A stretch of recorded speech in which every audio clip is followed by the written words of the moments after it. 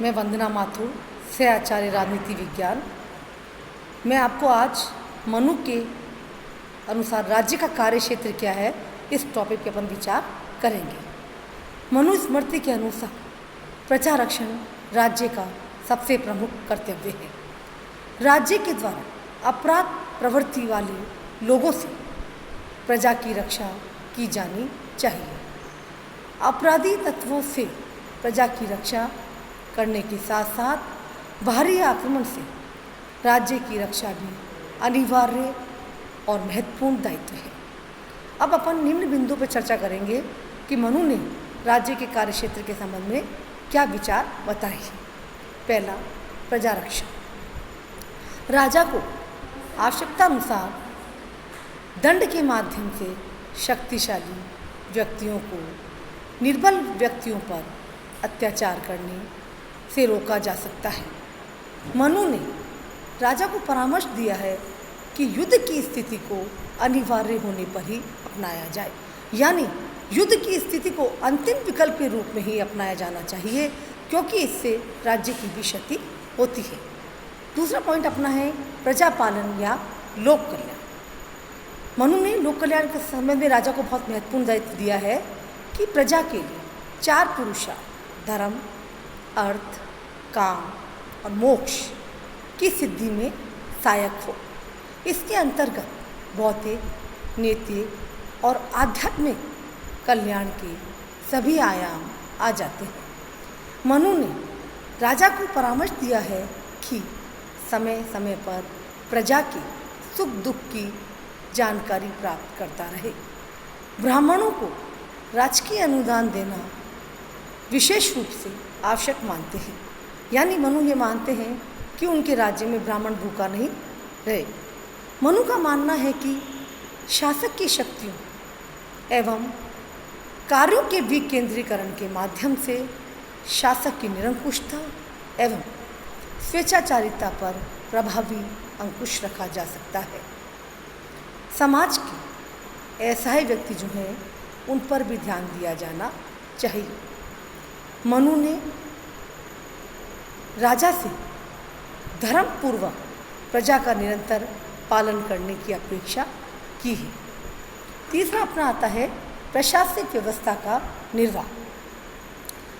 राजा के द्वारा योग्य व्यक्तियों को अधिकारी और कर्मचारी पद पर नियुक्त किया जाना चाहिए, यानी अधिकारी कर्मचारी नियुक्त करते वक्त निष्पक्षता बरतनी चाहिए। ये नहीं कि भाई अपनी जान पहचान के तो उसको अपन रख ले में।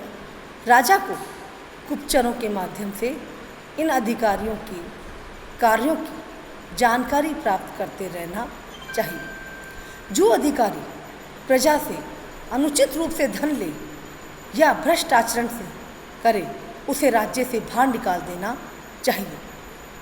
अपना चौथा है अर्थव्यवस्था का संचालन और नियंत्रण। प्रजा की भौतिक और आर्थिक समृद्धि के लिए प्रयत्न किया जाना चाहिए। आर्थिक अपराध यथा मिलावट करना, कम तोलना, अधिक मूल्य लेना आदि से भी प्रजा की रक्षा की जानी चाहिए, यानी इन्होंने इसको भी अपराध की श्रेणी में माना है मनु ने। अपना बाद का पॉइंट है सामाजिक व्यवस्था का नियमन और निर्वाह। मनु स्मृति में समस्त समाज को 4 भागों में विभाजित किया गया है: ब्राह्मण, क्षत्रिय, वैश्य, शूद्र। मनु ने प्रत्येक व्यक्ति के जीवन में 4 आश्रम, ब्रह्मचर्य आश्रम, गृहस्थ आश्रम, वानप्रस्थ आश्रम, संन्यास आश्रम की व्यवस्था की है। सभी व्यक्ति आश्रम व्यवस्था का निर्वाह करते हुए जीवन व्यतीत करें। इसमें इन्होंने ब्राह्मणों को थोड़ा उच्च स्थान दिया है। छठा है हमारा न्याय की व्यवस्था। मनु ने कहा है कि नीति और धर्म पर आधारित न्याय को प्रतिष्ठित करना ही राज्य का परम कर्तव्य है। निष्पक्ष न्याय की स्थिति को अपनाया जाना चाहिए। राजा के द्वारा रिश्वतखोरों, जुआरियों, धोखेबाज, दुष्टों को दंडित किया जाना चाहिए। गलत ढंग से चिकित्सा करने वालों पर भी भारी जुर्माने किए जाने चाहिए।